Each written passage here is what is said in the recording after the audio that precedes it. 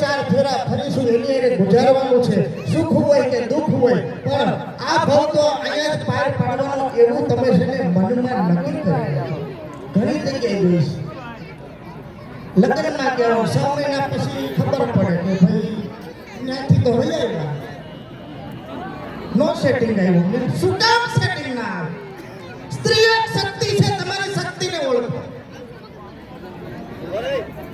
સ્ત્રી એક શક્તિ છે, તમારી શક્તિને ઓળખો. તમે જીવન પાર પાડો. કેમ ન સુધરે? સ્ત્રીમાં તાકાત છે કે ગમે એવો વ્યક્તિઓને સુધારી શકે, એને સીધી રાહ ઉપર લઈ આવી શકે.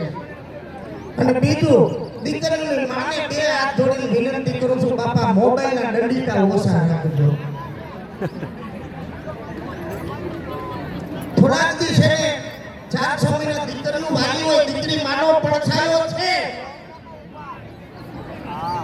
દીકરીની ઉપાધિ હોય, પણ એટલી બધી ઉપાધિ ન કરતા કે દીકરીનું ભવિષ્ય બગડી જાય. અને ફોન કરે તો પેલા એમ કે તારી સાસુ શું કરે છે બેટા, તું એને હાચવે છે, તું એનું કયું કરસ ને બેટા, તારી હારું કેમ કરજે. એટલે દીકરી સમજ છે મારી મેં શીખામણ આપી. બાકી ફોનમાં એમ કહેતો ડોહી શું કરે છે, ક્યાં ગઈ ડોહી, એમ કહેવો ને એટલે દીકરી સીધે રસ્તે નહીં આવે. એટલે મહેરબાની કરી વિનંતી કરી અને થોડોક સમય છે ને દીકરીના ઘરમાં સેટ થવા દીધો. અને દીકરાની માને વિનંતી છે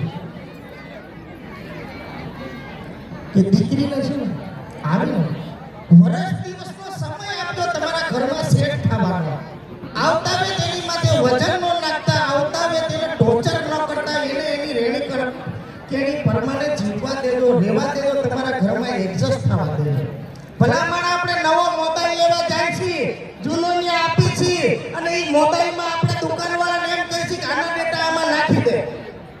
એક આવડું ઇન્સ્ટ્રુમેન્ટ ઇલેક્ટ્રોનિક સાધન આમાંથી આમાં નાખવા માટે તમારે અડધી કલાક ઊભું રહેવું પડે છે. ત્યારે જૂના મોબાઈલનો ડેટા નવા મોબાઈલમાં આવતો હોય તો ભલામણ આ દીકરીની મેમરીની અંદર 20 વર્ષનો ડેટા એના માવતરના ઘરનો પડ્યો. 20 વર્ષનો ડેટા દીકરીની મેમરીની અંદર માવતરના ઘરનો પડ્યો છે. તમારા ઘરનો નવો ડેટા અપડેટ કરવા માટે એને થોડોક સમય આપજો. બાકી સંતો મહંતો બધા બેઠા હોય, માતાજી બેઠા હોય, અને જાગૃત જ્ઞાન આપવાની અમારી હેસિયત નથી કે આવા મહાપુરુષોની વચ્ચે અમે 2 શબ્દ વધારે કહીએ. અને સરસ મજાનું આયોજન છે. અને આ આયોજન કેવું છે ખબર?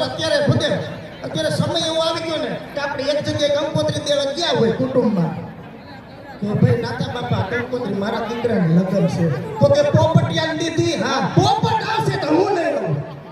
કુટુંબમાં એવા લોચા પડી ગયા. પણ આજે પ્રદીપભાઈએ, સિંગડા સાહેબે, બાપુએ આટલી બધી સરસ મજાની વ્યવસ્થા કરી છે કે આ વ્યવસ્થાની અંદર કોઈ એમ નહીં બોલ્યું હોય કે ઓલો આવશે તો હું નહીં આવું. તો મિત્રો, જેમ આયા ઉપરથી ત્યાં કુટુંબમાં ગમે ત્યાં લગ્ન હોય જાજો. આજ 15 વર્ષથી આપણે વ્યવહાર નથી તો એક વિચાર કરજો, આપણી ઘરે લગ્ન હોય તો આપણે એમ કે અરે ન્યા વ્યવહાર નથી, ઈ નહીં આવે.